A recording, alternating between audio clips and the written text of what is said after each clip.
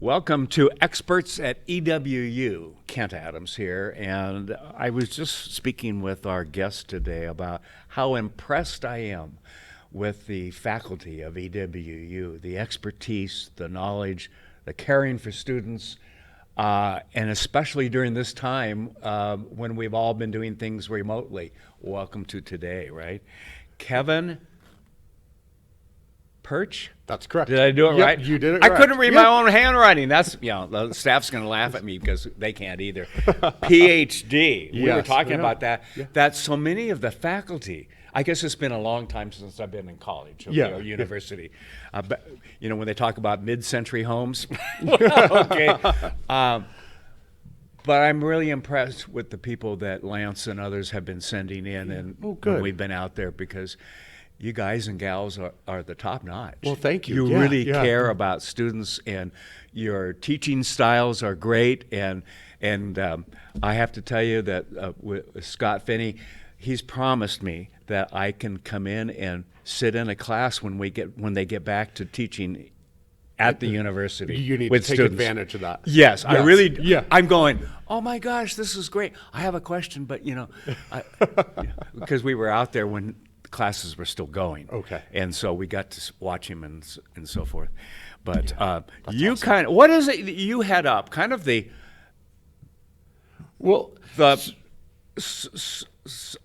elections, the politics, what do you call that today? Well, so I'm in the political science Political department. science, Yes, okay. I'm in the political science department. Okay. My area of specialty is on campaigns and elections in the United States. Okay. Voting Are behavior. there any of those going on right now? No, none. Oh, None, okay. Okay. none. Well, then we can end it. Yeah, I like to joke that for about 3 years and 10 months, I'm like super unpopular at parties and stuff. And then there's these 2 months where people are like, oh, okay. Yeah. When I ask you a question. No, exactly. And give you advice. And give me advice, yes.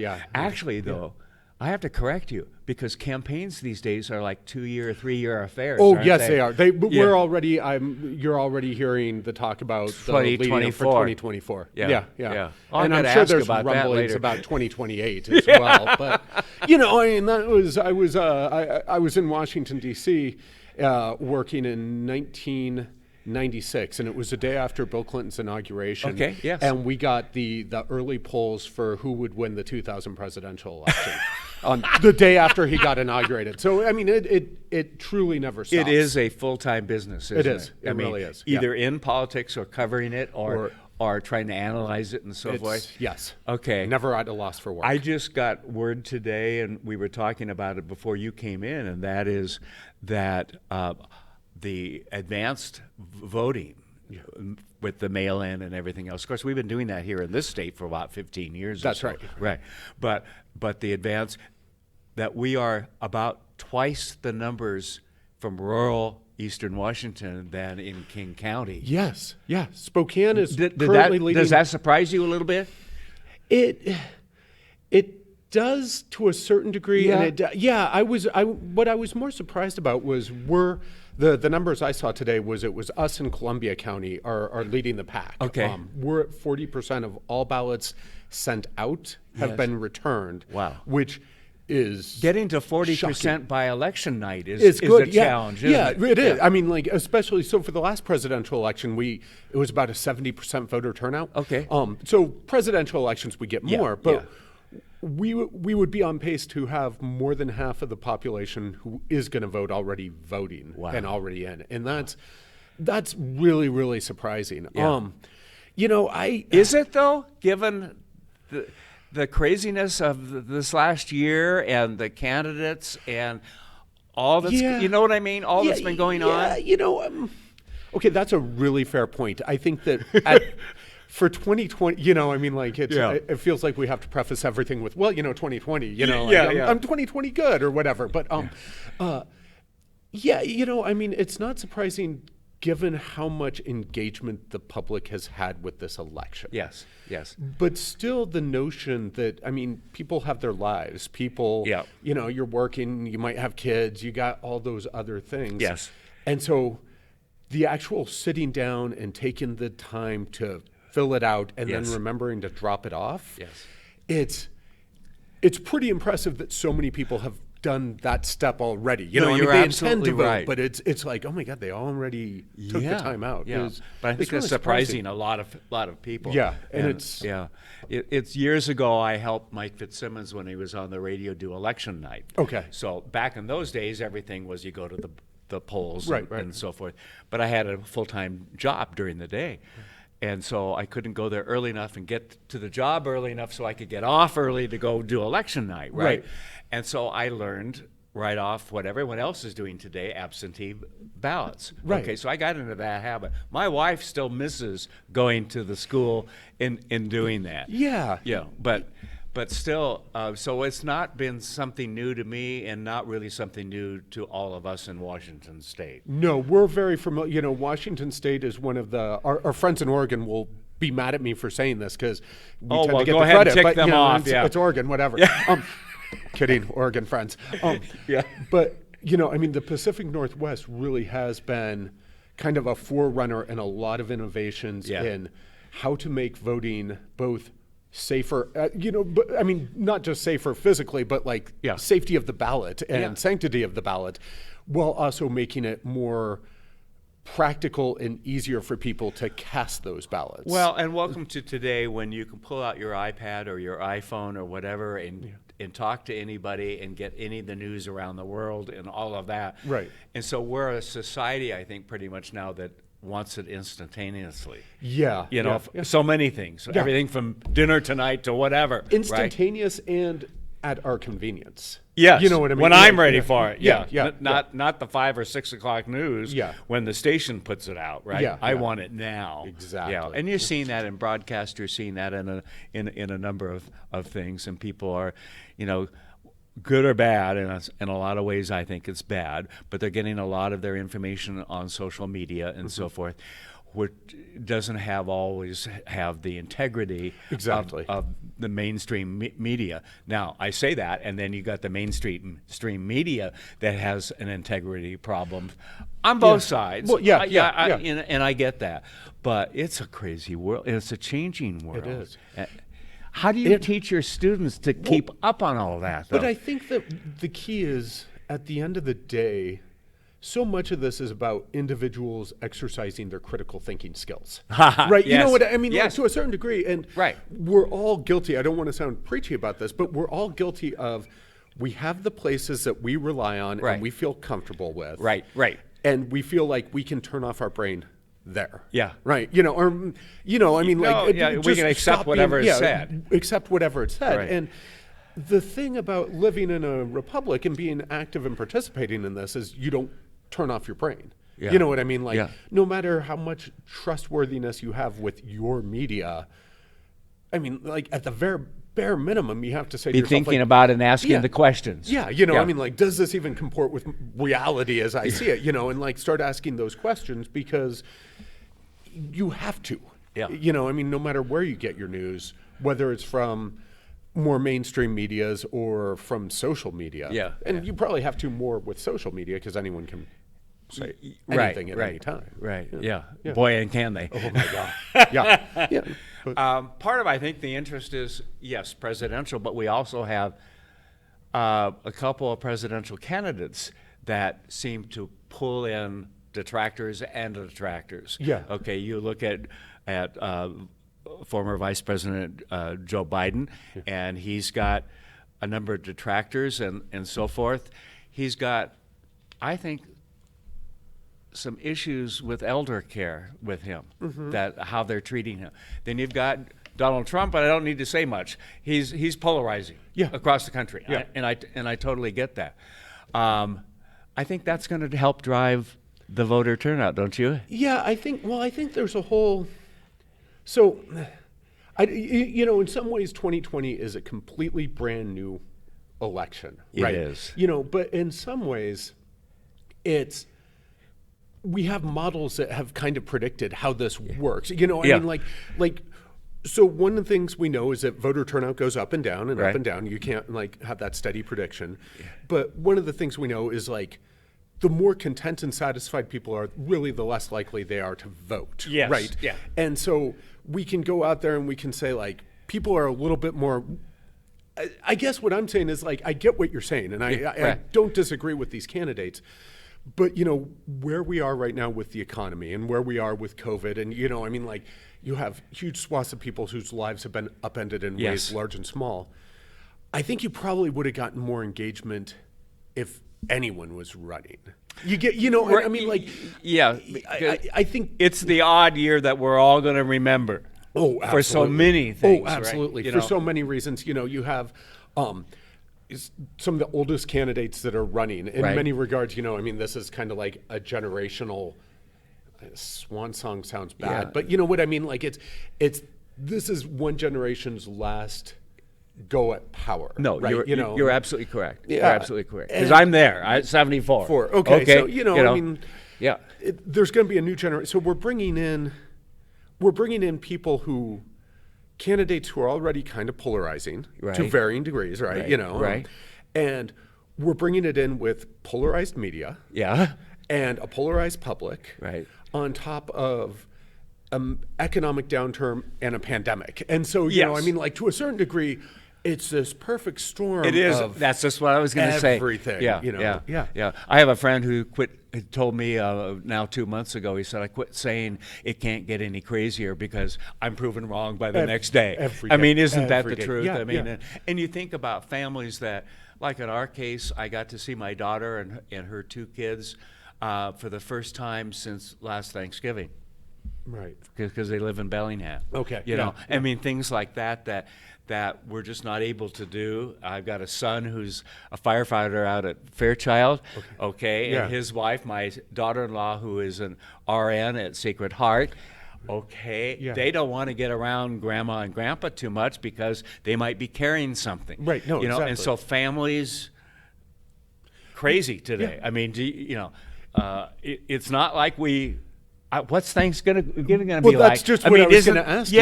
I mean, we're, talk about Thanksgiving coming up, but then there's Halloween, and then there's Christmas and all of that. We all don't really know what Thanksgiving's going to be like. No. You ask the experts, and they go, well, yes, but, and I think we're all going to be happy on December 31st, do you? Oh, God, yeah. Yeah. But you bring up, like, such an exciting's very much the wrong word. Yeah. You bring up such an interesting point, which is there's certain things that we haven't even considered, right? Thanksgiving is probably going to be a Zooming Thanksgiving for a huge number of Americans. Right? But Thanksgiving's also our largest travel week in this country. Yes. And we haven't even really, as a country... And then talk about Black Friday for the biggest sales day. Biggest sales. And we haven't really talked about, like, the economy's already limping along. Yes. Right? Travel agents, or the travel industry's barely limping along. Yeah. And now you've got this week that should be like a boost for them. The biggest travel day, isn't it? A Wednesday before Thanksgiving? Yeah. All that, I mean, like, we've been so focused on the election and on the COVID and the economy right now, but we're not really thinking forward. Like, is anyone going to be packing malls to go shopping? Yeah. And all these different things. And so it's, and none of us want to put money on what it's going to be like. No, because none of us want to. We take a big chance, don't we? But this is kind of, most people most of the time don't think about politics all that much. No. Like, I mean, you get your you do. junkies. I do a little bit, But most people, as long as they're content and happy, it's in the background. Yeah. But this is a time where everyone's life's so uprooted that it's hard to not think about politics when you're talking about Zooming Thanksgiving and not seeing grandma and those types of things. Right. Yeah. So what do you think's going to happen? You knew I'd probably ask that. I knew you would probably ask that, and I would probably. I and you're going to give me the answer as a. My stock answer is, if I could pick the future, I would have bought stock in Amazon. Long time ago. Yeah.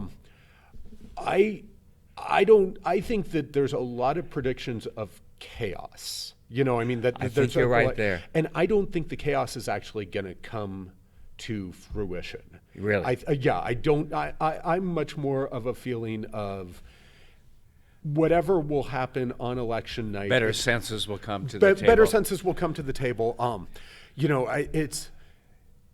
in most of the states, especially most of the swing states where you're seeing a lot of this early voting, Right. there is the ability to start counting those ballots earlier. Yeah. Now, every state in the union does it slightly differently, Yes, right? yes. The big state that everyone was originally concerned about was Michigan. Yeah. Because Michigan, the law was you couldn't even start like looking at the ballots until after the election. Right. Right. And so that was going to be like a big, long thing. They changed the law to give them 10 hours on election day to start working on this. So Okay. they said it was going to probably move along a little more quickly.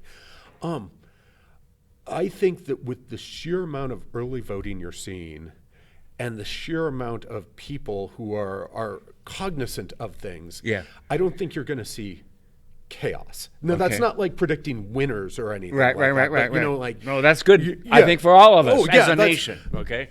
we want stability. Yes. Right, you know, and Yes. so like chaos is bad for In a year that we everybody. can't predict anything. Anything. Like, I think what you're going to probably see is, you know, people will handle, if there are concerns, people will handle them through the court system. Yeah. The court system has been working functionally very well through this entire thing, you know, Yeah. and they've been dealing with a lot of different issues. Yeah. But the court systems have been giving their answers. People have been abiding by those answers. Right. People are voting. You know, I think that not chaos is going to be your answer. You teach to a lot of young folks. Yeah. I mean, you have to understand where I come from. Yeah. Everybody under 50 is young. Okay. Yes, I teach to a lot of young folks. Yeah.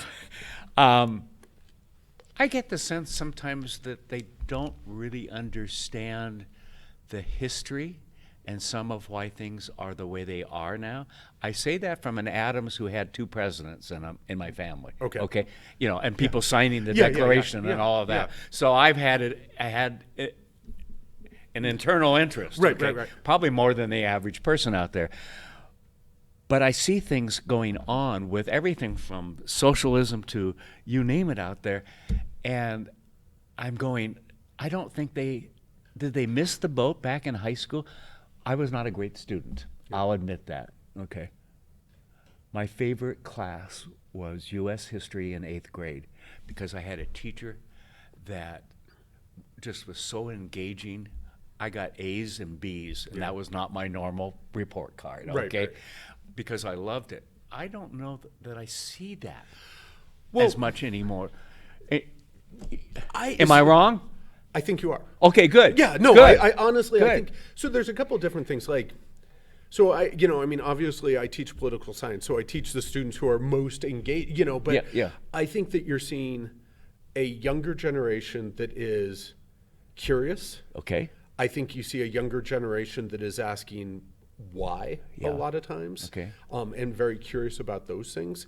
Now, I think one of the Versus things- maybe my generation that came in after World War II. Yeah. There was a whole different coming together Right. as a nation and all of that. Right. You know what I mean? Yeah. There wasn't a debate about the flag. It was, did you put it up this morning? You know, I mean that. You know no, what I mean? yeah. I come from that generation. But this is, and so I think one of the things, and this is kind of going back to what we were talking about earlier, which is, you know, for your generation and to a certain degree my generation, I remember when we got CNN, you know, Yeah. but on TV. Yes. But yours was a generation that was if you had 3 choices, your choices were ABC, NBC, and CBS. Yes. And everybody watched Walter Cronkite. it depended where you pointed the antenna. Exactly. Okay. Right.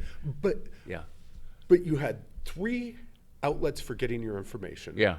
They were largely consensus building. Yeah. And so even if you were, no matter who you were, And right, largely you- the same information. And largely the same Yeah. information. So everyone across the country got the same information from the same people, and there wasn't a huge amount of alternative viewpoints. Right. You know what I mean? Yes. But now this is a generation that's growing up with all this social media. Yeah. And a zillion different news organizations on Yeah. websites and a zillion and one different cable news organizations, well, or not, you know, with varying different viewpoints. And so to a certain degree, they're behaving as you would expect them to, which is they're going to different news organizations or anything, and then they're saying, Based on their pattern. based on their pattern, and then saying, why? You know, and Yeah. so to me, like, now I would agree with you, but this is true for all of our generations. Yeah. The 18 to 25 doesn't vote very much. Okay, yeah. Then the 25 to 35 votes a little more, 45 to 65 votes more, 65 to 85 votes more. Yeah. No, but you know what I mean? Like, so if you're comparing this younger generation to, say, your generation as right now engagement, right. yeah, they're not as engaged as you. Okay. But if you're comparing this generation right now to where my generation was at 18 to 25. Or even when I was. Yeah. Okay. They're probably just as engaged. Okay. Maybe even a little bit more if we kind of stretch the definitions of how they're engaged. Yeah. I mean, I remember the day my first vote. Yeah. Okay. In those days, and I lived in Southern California, and you had to be 21. Okay. Okay. And I know I differed from my parents. Okay. Right. We had those discussions and so forth. And then my candidate was killed that night. Yeah. In the Ambassador. Right. And so I can go back to that very day and that night, having gone to bed knowing that Bobby Kennedy had won in California and all that, and one of my coworkers called me and said, "You need to turn the TV on if you're not watching it." Yeah. You know, and so we all have that. Our kids today, as excited kids, young people as excited, as I said before, everyone's a kid to me. It's funny when you reach this age. Are they as excited, do you think, to go and vote?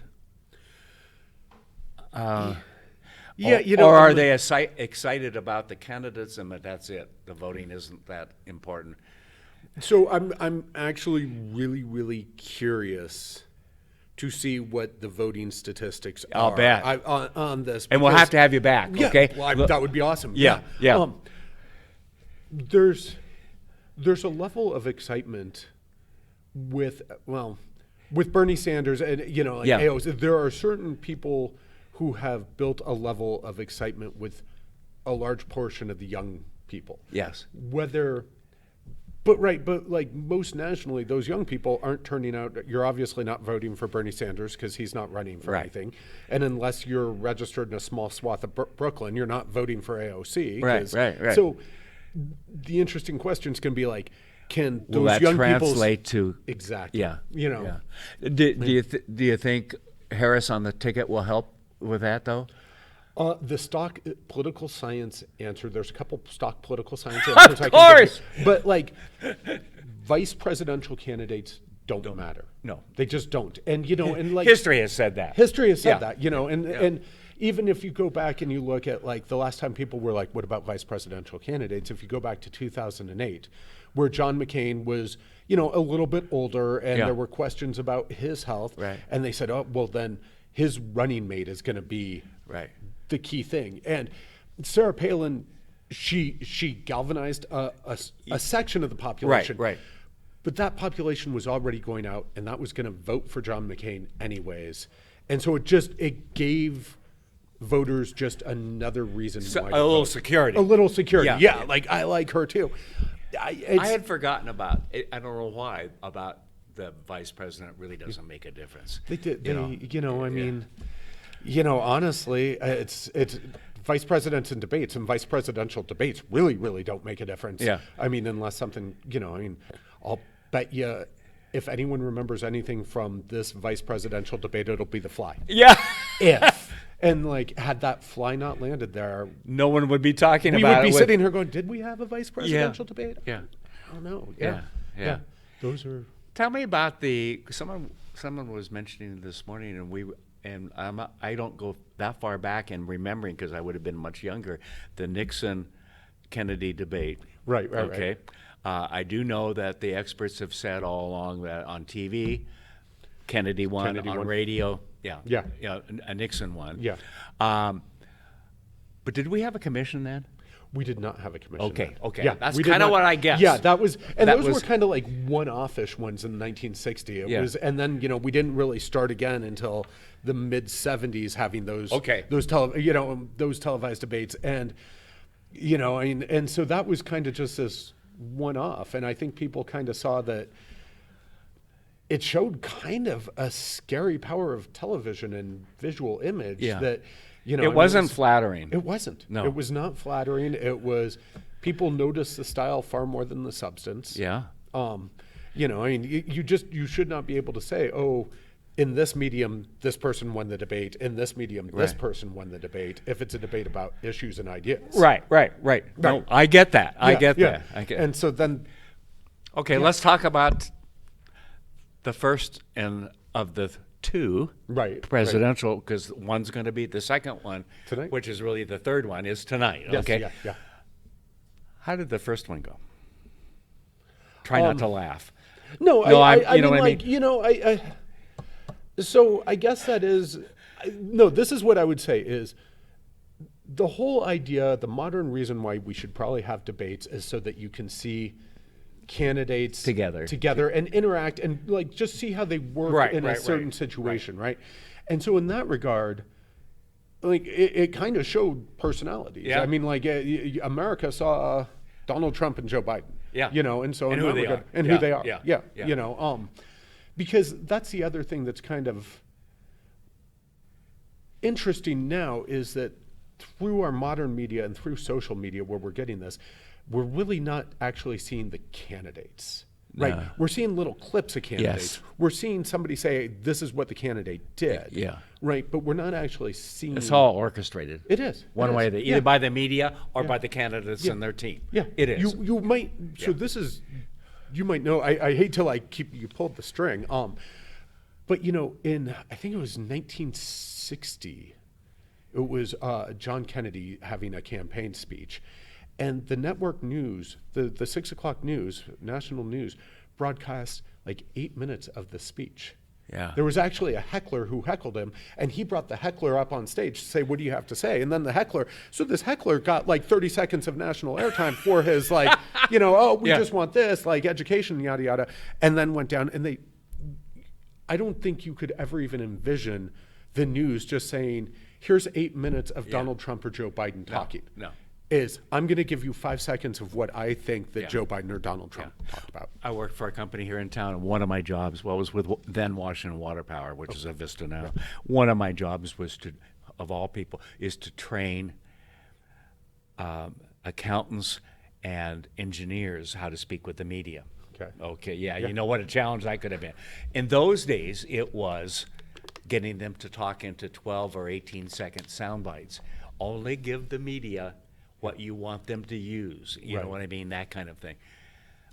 Today, it's 7 to 12 seconds if you're lucky. Right. You know, and so, I mean, it's contrived from both sides. Yeah.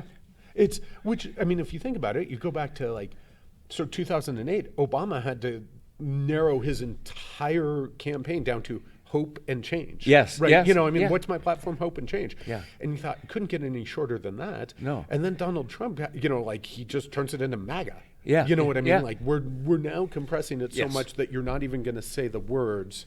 Yeah. We're just going to like acronym it. Isn't that? Yeah. Yeah. Okay. So I was going to go down now, candidate by candidate, and have you predict.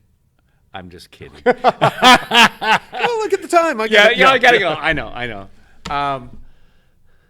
What will we learn? Well, number one, we're not.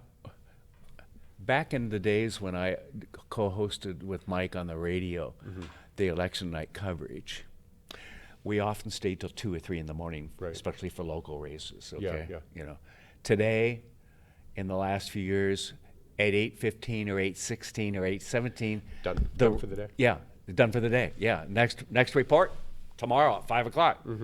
You can stand around here as long as you want. You're not going to get any more information. Right. We're not going to see that this year, are we? Not in the state of Washington. Not in you know, in the states where you're still having people go to the polls and cast ballots. You'll still get those precincts coming in. Yeah. So you'll still get the person breathlessly saying, you know, we've got 96% reporting or 98%. We've got more reports coming in. But those are going to be probably fewer and farther between, right? You know, and it really started back with the Gore Bush, didn't it? Yeah. Hanging chads. Yeah, it did. And I mean, so there's two things. One thing I think is practical that I think we're going to learn, and one of them is more of a political sciencey thing that I'm curious about. But the practical thing is how we conduct elections in the Northwest in Washington is relatively unique. This whole vote by mail and this thing. And I think what a large swath of the country is going to learn is it's okay to do it the way Washington does. I think that's going to be I think some of the national criticism is except for Washington, because we pretty well figured it out. Yeah. You know, I mean, that's, you're not hearing, and, you know, I mean, if you talk to the Washington, the Secretary of State, if you talk to county auditors, you know, there's a large amount of confidence in how we conduct these elections. You know, I think the rest of the country is probably going to use us as a model. I think that's probably one of the things that we're going to start looking at is, why can't I vote when I want to vote? You know, that's one of the things I think we're going to learn. So what will we come away with on midnight our time, 10 o'clock our time, on November 3rd this year, nationally and locally? Will we know much, or will we have a trend, but no one's going to call it? I'm thinking more national. Yeah, no, I originally was thinking that you would not know until Thursday, that there would, even if they thought they knew, that there was going to be so much hesitation to be the, I mean, because talking about Bush versus Gore, you know, I mean, that night was just whiplash going, you know, Bush wins, Gore wins, Bush wins. We don't know, nobody wants to go through that again. No. Okay, a good point. That's a very good point, So I originally thought that there was going to be nobody calling elections for a while. Right. But if you look, Texas, 40% of the Texas turnout has already occurred. You know, I mean, like, there's all these states where you're going to have the ballots. And can't they run those through the computers? Yeah, and many of these states are going to already be able to run these ballots through the computers. And so in some of these states, if you have a large enough margin either way, and you've already counted this many ballots, then mathematically speaking, you can just make that call. I remember doing that with Mike when we did the election. I don't remember the formula, but we had a certain formula for national, well, mainly for local races. Well, Kent, Mike would say, we're going to call this race. Okay, because he had enough of the votes in, and how the thing, and it would be very, very unlikely that things would switch. It could happen, but it would be an anomaly if it was to happen. Okay, so last question. Yeah, sure. Yeah, he's going, all right. No, I get to talk politics. I know. All afternoon. Well, but I said that that he's not going to ask who's going to win and those kinds of questions. No, I won't.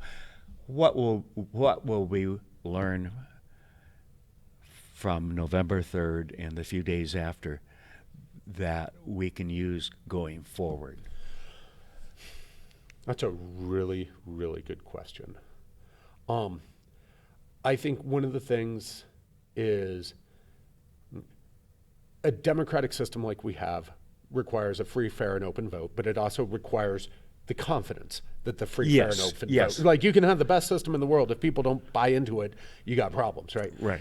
I think that we're probably going to learn that the system works. Okay. We're going to re-emerge with the confidence that the system works. Good.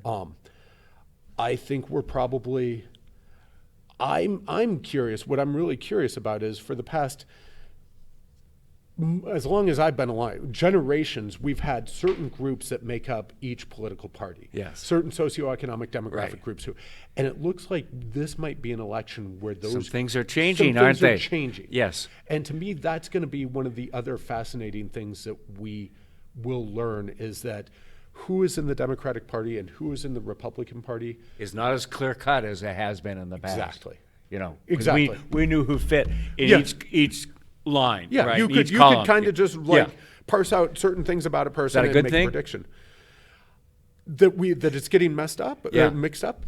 Yeah, I think that I mean, to me, that's a very good thing, because you're either evolving and changing, or you're stagnating or learning more as citizens, as a voter. And so forth. And I mean, these things, it's not set in stone. This happens throughout history. And so it's kind of exciting to live, if this is occurring, to live in one of those momentous times where history changes.